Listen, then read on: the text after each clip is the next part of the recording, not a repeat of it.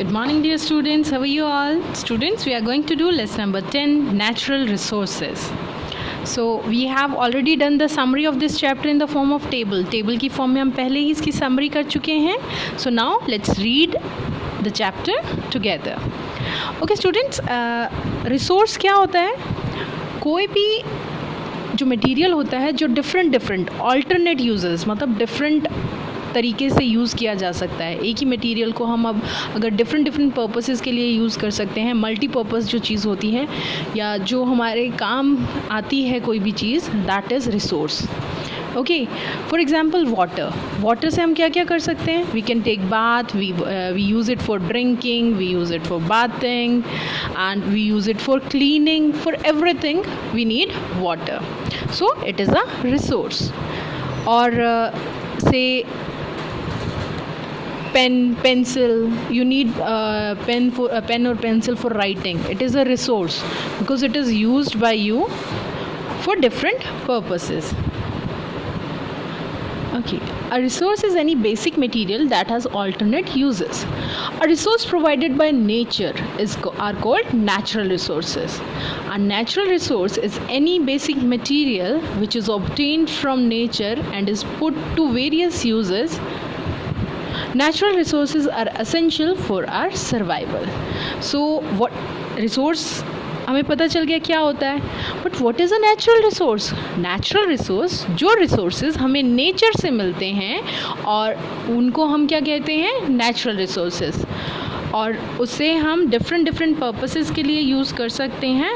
And natural resources के बिना हमारी एग्जिस्टेंस जो है वो इम्पॉसिबल है. ओके, जैसे food, water, soil, air. Okay, so we have two types of resources. First is renewable resources and other is non-renewable resources. Natural resources has two types: renewable natural resources and non-renewable natural resources. Renewable natural resources क्या होते हैं? The resources that do not get exhausted even after their continuous use are called renewable natural resources. They can be used again and again. For example, air, water, sun, etc. are renewable natural resources.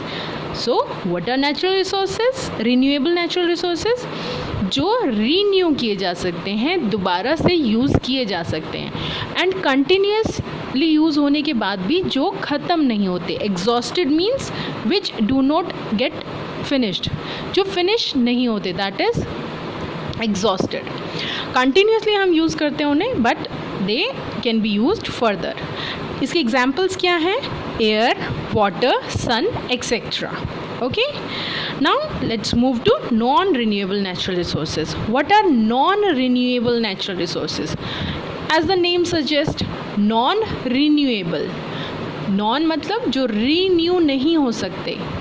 Those natural resources are called non-renewable resources. The resources that cannot be used again and again are called non-renewable natural resources. They are limited in quantity such as coal, petroleum, metals, etc. They cannot be made artificially. All such resources should be used carefully so that they last for a long time. So non renewable natural resources जो हम again and again use नहीं कर सकते और जो लंबे time तक use करने के बाद ख़त्म हो जाते हैं, उनको क्या कहते हैं? Non renewable natural. बट उनकी जो क्वांटिटी है वो बहुत ही लिमिटेड होती है और हम कोई भी नेचुरल रिसोर्स को, बी इट रिन्यूएबल और B it non renewable, artificially नहीं प्रोड्यूस कर सकते. सो we should use the resources very carefully, very efficiently. So now let's take some example. Water is a renewable natural resource. Water is a renewable natural resource as it travels from the surface of the earth to the atmosphere and comes back in the form of rain or snow. आप लोगों ने water cycle का नाम सुना है? You know what is water cycle? Water cycle जो है उसमें वाटर इवेपोरेट होता है, फ्रॉम द पॉन्ड्स, रिवर्स, जो भी वाटर सरफेसेस है, ओशंस, उनसे इवेपोरेट होता है और भाप बन के उड़ता है. एटमॉस्फेयर में जाके it forms clouds and it comes back to earth in the form of rain or snow. So water is renewable. वो दोबारा से रिन्यू हो सकता है, बट फिर भी हमें बहुत ही एफिशिएंटली उसे यूज़ करना चाहिए. All living things needs water to stay alive. Life is not at all possible on earth without this precious gift of nature called water. We mainly use it for drinking and irrigation purposes.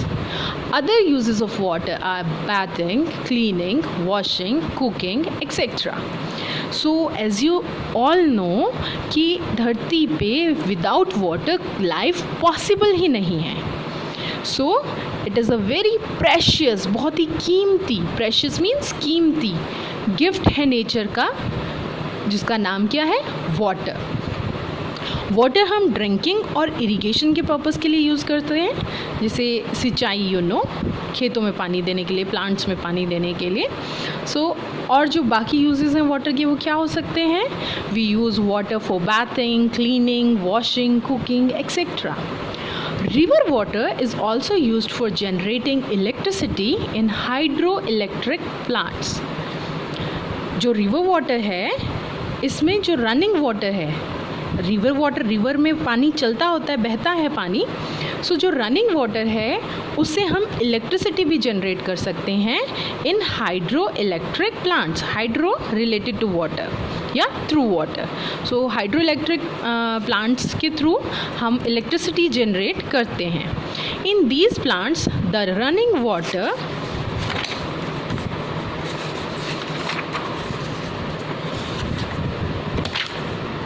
is dropped on the blades of water mills called turbines. तो इसमें क्या किया जाता है? जो running water है, turbines जो होती हैं उनके ब्लेड्स के ऊपर डाला जाता है. दे आर लाइक फैंस, जैसे फैंस की डिफरेंट ब्लेड्स होते हैं, हाँ, लाइक दैट. सो टर्बाइंस जो होती हैं उनके ब्लेड्स के ऊपर रनिंग वाटर डाला जाता है.